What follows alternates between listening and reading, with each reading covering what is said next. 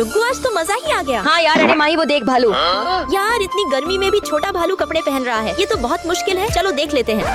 Hello sir. भैंस की आंख, ये माही यहाँ कैसे आई? अबे ये भालू मुझे ऐसे क्यों देख रहा है? मिस ये लीजिए कार्ड। ओके लाओ दो। अबे ये छोड़ क्यों नहीं रहा? लगता है इसको मुझ पर शक हो गए। यहाँ कुछ तो गड़बड़ है, पता लगाना पड़ेगा। यार फाइनली अब जाकर आराम मिला।